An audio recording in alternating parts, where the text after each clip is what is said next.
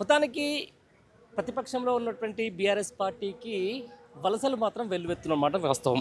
ఏదైతే కొడంగల్ జిల్లా ప్రస్తుతం సీఎం రేవంత్ రెడ్డి ప్రాతినిధ్యం వహిస్తున్నటువంటి కొడంగల్ నియోజకవర్గానికి సంబంధించిన దాంట్లో చాలామంది వివిధ పార్టీలకు సంబంధించినటువంటి వ్యక్తులు ఈరోజు బీఆర్ఎస్ పార్టీకి సంబంధించిన దాని మీద కండువాలు కప్పుకొని కూడా లోపలికి రావడం జరిగింది. ఈ నేపథ్యంలో కూడా తెలంగాణ భవన్కి వచ్చిర్రు. అక్కడి నుంచి ఏదైతే కొడంగల్ నియోజకవర్గానికి సంబంధించి కొంతమంది ఇటు బీజేపీ నుంచి అటు కాంగ్రెస్ నుంచి కూడా వస్తున్నటువంటి చాలామంది ఈరోజు ఏదైతే తెలంగాణకు శ్రీరామ రక్ష, తెలంగాణకు ఎప్పుడైనా కూడా ఖచ్చితంగా అభివృద్ధి ప్రదాత, తెలంగాణకు కేవలం జాతిపిత కేసీఆర్ తోటే మేము ఉంటామని చెప్పేసి కూడా వాళ్ళందరూ చెప్తున్నటువంటి మాట. నిజానికి అసలు ఎందుకు ఈరోజు బీజేపీ నుంచి కానీ లేకపోతే కాంగ్రెస్ నుంచి కానీ వదిలి ఈరోజు బీఆర్ఎస్ పార్టీలోకి జాయిన్ అవుతున్నారు దాని మీద సంబంధించి మాట్లాడేందుకు మనతో పాటు కొంతమంది ఉన్నారు. మీ పేరేం పేరేనా? శ్రావణ్ గౌడ్.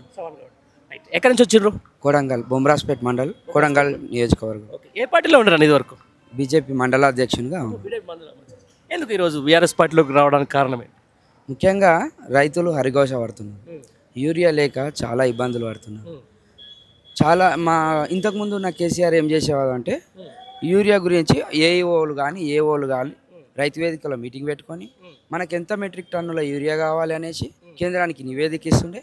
ఆ నివేదిక ముందే మనకు కొంచెం ఎక్కువ కావాలని చెప్పేసి నివేదిక ఇచ్చి మన రైతులకు ఇబ్బంది లేకుండా యూరియా తెప్పించుకునేవాడు. కానీ ఈ కేసీఆర్ సార్ పోయినాక రేవంత్ రెడ్డి హయాంలో ఆయనకి ఏం తెలియదు, వ్యవసాయం మీద అవగాహన లేదు.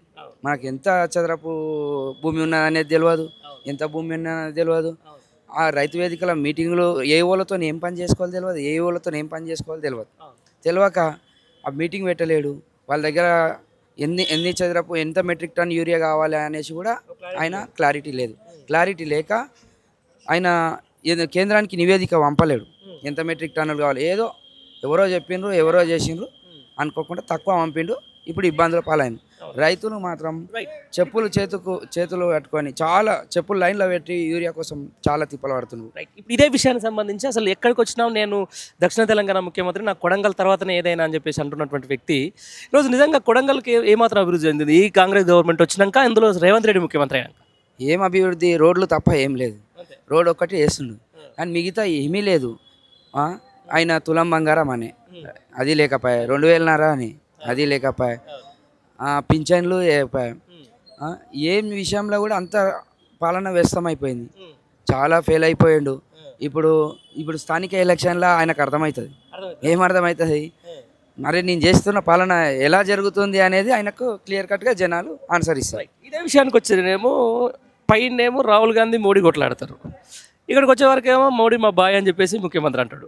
నిజంగా బీజేపీ వల్ల తెలంగాణకు ఇప్పటి వరకు ఒడిగిన ప్రయోజనం ఉందంటారా? మోదీ దగ్గరికి వెళ్ళి ఎలాగా మన రాష్ట్రానికి ఏ విధమైన వ్యవస్థ ఫండ్స్ రావాలనేది ఆయన తీసుకురావడంలో ఫెయిల్ అయ్యాడు. ఆయన పోతే మాకు కేంద్రంకి వెళ్తే మాకు అపాయింట్మెంట్ ఇవ్వట్లేదు, ఏం మనకు రెస్పాన్స్ ఇవ్వలేదు అని చెప్తున్నాను. మరి ఇంతకుముందు ఉందా కేసీఆర్ గారికి ఎలా ఇచ్చారు? వాళ్ళు వేరే పార్టీ కదా. మనం ఏ విధంగా అయినా సరే మన రాష్ట్ర అభివృద్ధి కోసం కొట్లాడాలి, మన రాష్ట్ర అభివృద్ధి గురించి పాటుపడాలి, చేయాలి. ఎన్నిసార్లు పోయింది ఇప్పటివరకు? ఢిల్లీకి 50 సార్లు పోయింది. ఆ రాహుల్ గాంధీ వాళ్ళ అధినాయకుడే ఈయనకు అపాయింట్మెంట్ ఇవ్వడు. మరి మోదీ ఏమి ఇస్తాడని అంటే ఎట్లా ఉండబోతుంది రానున్న రోజుల్లో కొడంగల్లో నియోజకవర్గంలో? బీఆర్ఎస్ ఎట్లా ఉండబోతుంది? మళ్ళీ బీఆర్ఎస్ జెండా ఎగిరే అవకాశం ఉంది అక్కడ? 100% టీఆర్ఎస్ జెండా ఎగిరేస్తుంది, బీఆర్ఎస్ది 100%. ఎందుకంటే ఆయన గుంతలో ఆయననే పడుతుంది, ఆయన దవ్వుకున్న గుంతలో ఆయన పడుతుంది. ఆయన నాయకులు, అక్కడ ఉన్న నాయకులు తిరుపతి రెడ్డి వాళ్ళ బ్రదరు ఉండి ఒక్కరికి కూడా మెయిన్ నాయకులని మండలికి ఒకరిని పెట్టుకున్నాడు. మిగతా ఎవరు జనాలు కలవట్లేదు.